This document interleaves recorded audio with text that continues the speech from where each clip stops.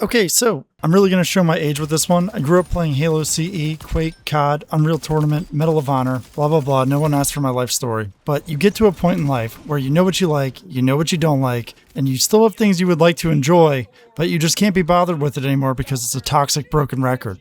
On top of that, we live in a new era where live service games, for extremely good reasons, are met with immediate hostility. Historically, they have been incredibly greedy, manipulative. Half of them launch in an incomplete or broken state, then gaslight the players. Some even inject ideological BS into the game, which is very hard to define, but you know it when you see it. But, with the exception of incomplete, Empulse is none of those things. For one, it never claimed to be a complete game, which is unfortunate, but the game is only $20, $15 if you get it on summer sale, and the game is not broken. It's not manipulative, it's not greedy, and for the love of God, it's not a hero shooter. And I know the standards are set to an all-time low. It actually kind of hurts to say all that out loud, but where the standards are not so low is the actual gameplay loop and flow of Empulse. In fact, the standard is actually pretty high. The core of this game just has so many unique combat situations that you will never experience in other games. And clearly, smooth movement and quick gameplay is the special sauce of the entire thing. It is a movement shooter. So naturally, the thing we will argue over the most is, you guessed it, movement speed. At the time of the demo, the consensus was the movement speed was a little too fast. They nerfed it, people said it was too slow, they moved it back. I think the general idea was that the demo speed was too fast for controller players. Now, mouse and key players, put your pitchforks down, I'll come back to that in a minute. I think the situation with movement is more complicated than just too fast or too slow. What's throwing this game off a little bit is the max movement speed versus the base movement speed. And I'm going to take a minute to really break this down, because it is one of the more clear-cut issues that people seem to have with this game, so bear with me while I really try to get a grip on this thing. After playing Empulse for a few hours, I think most people realize that if you want the full experience of this game and you want to die a lot less, then you basically need the speed paint. This game's maps are pretty large and generally with minimum cover, so if you were caught in the open with no momentum, make no mistake, you will be dead. The fast grapple and the flow state perk helps with this ever so slightly, but I almost feel like flow state should be the game's default movement speed, with the perk granting an even slightly bigger boost to speed. So we're shifting the speeds of the base movement and the perk up, but the max movement speed would stay the same. However, that's just one extremely loose idea, and even if that was the case, I would probably still run speed paint because it's almost always better to escape a bad situation than it is to heal or throw an explosive and stand and fight. Now at this point I know blind speed will not get me very far, but after a dozen hours or so, you will understand where and when to shift your momentum through the correct channels of the map. And yes, sometimes the situation does call for a lot of restraint. In this clip, I know from repetition that the other team spawns with a clear shot of the objective and will almost always rush upper street. Movement shooters, especially in casual modes, have a pretty clear ADHD G-fuel snorting archetype, myself included. A lot of times you can just hang back and watch your opponent fall on their own sword. And in case you missed that, I just want to quickly illustrate how even while playing defensively, the speed paint is still very essential. Also, I don't sit around pondering these things. I'm not trying to pretend like this is sweaty high IQ stuff. Once you've had the same spawn a few times, it's pretty much common sense. So obviously I'm the furthest spawn and I need to peek this wall up here ASAP before these guys are on top of us. I also need to stay low so that I can use the wall for cover and re-peek as needed. The grappling hook will get you there, but not quite quick enough. Also, I try to keep an eye on the little paint timer down there. When it's ready, if the situation sucks, I can bail. And take a look at my teammate right here. He has no cover, trying to use a heal paint to compensate. That's not going to fly. Now, I've gathered from my assists and the kill feed that 3 or 4 enemies are gone. And my shots on this guy are terrible, leaving me super weak. And I know there's a couple of players that we haven't killed, so it is time to go. And as soon as I pop the paint, there's one right there. And this is actually a huge mistake on my part. I should have hit my paint in the other direction towards my teammate's heel. Now we're both caught off guard. He's half dead, I'm half dead. We've already established that my aim is trash, but it doesn't matter. My movement is too fast and too erratic for him to track, and I end up barely getting that kill. Now, you could make the argument that I popped that speed paint by luck and that was the only reason why I got away with that kill. And you would be partially correct. However, it is a habit that when I am in trouble, I try to use a speed paint and get out.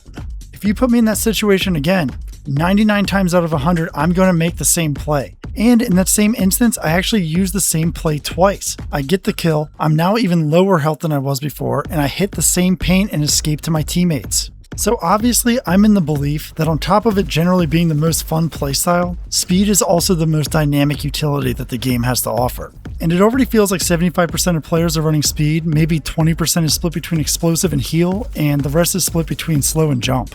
So it's not really a question of what do we do with speed, it's more about how do they get the other paints into the gameplay. And look, I'm a goddamn plumber, not a game dev. I'm not going to sit here and pretend like I have all the answers to these problems, but I will spitball some fast and loose ideas along with their potential negative impact, and you can feel free to crucify me in the comments.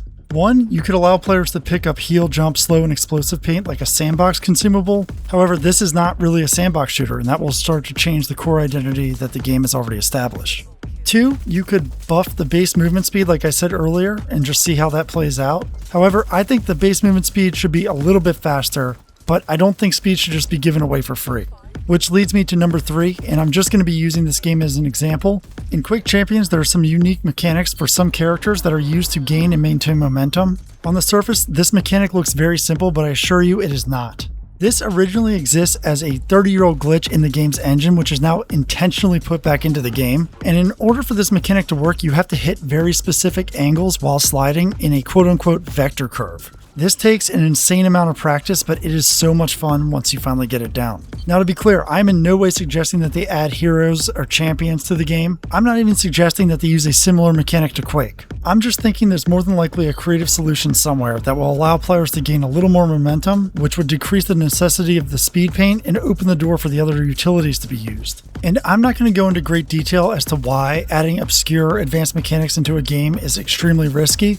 But all you need to know is that if the learning curve gets too steep and the player count goes too low, the game is done. And to be completely honest, there is a very easy way to solve this paint problem immediately. And that is just allow for 2 paint utilities in the loadout, but have them share 1 cooldown timer. Meaning you can pick whichever of the 2 you want, but you will always have to wait 10 seconds to use another. This would completely change how players view the paint utility while also preventing spam. Unfortunately, this adjustment will have one fundamental flaw in that it lacks this thing called depth. Oh my god! Simple! Depth is this crazy scarce thing that almost all multiplayer games used to strive for. In fact, most forms of media used to strive for a deeper and more complex form of entertainment.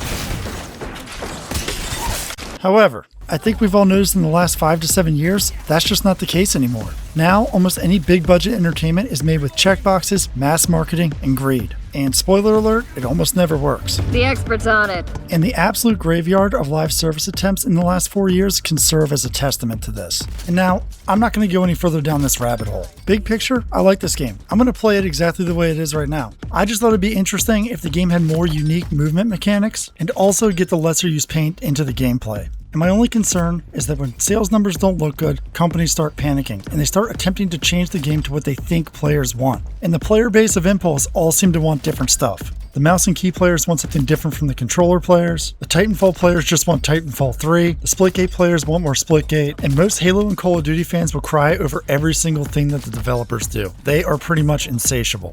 So, Empulse developers, if you somehow managed to see this video, first of all, thank you for making this game. I really am enjoying it. Second, while the game is still in this early access beta state, it would be really cool if you dropped a playlist that had some completely original built-in movement tech. Who knows, maybe hit the jackpot and something really catches on. Maybe the game will catch on exactly the way it is. I'm not sure. But what I am sure of is that right now live service games are bombing left and right. So if for whatever reason this game is to fail, you might as well go out attempting something original. And finally, if you made it this far, thanks for watching. This is my first YouTube video, and there's a lot of elements to speed and movement that I forgot to cram in there. Most importantly, I forgot to mention how the max movement speed can't go too much lower without having to redesign or rescale the maps. But when they initially did the movement nerf, I think that became fairly obvious to a lot of people. Also, I know I mentioned I was going to circle back to aim assist. However, that is a never-ending nuclear topic that deserves its own video. But what do you think? Do you like this kind of breakdown video? Do you even like this game? Is my opinion on the matter trash? Please feel free to let me know, and I'll see you on the next one. Drive secured.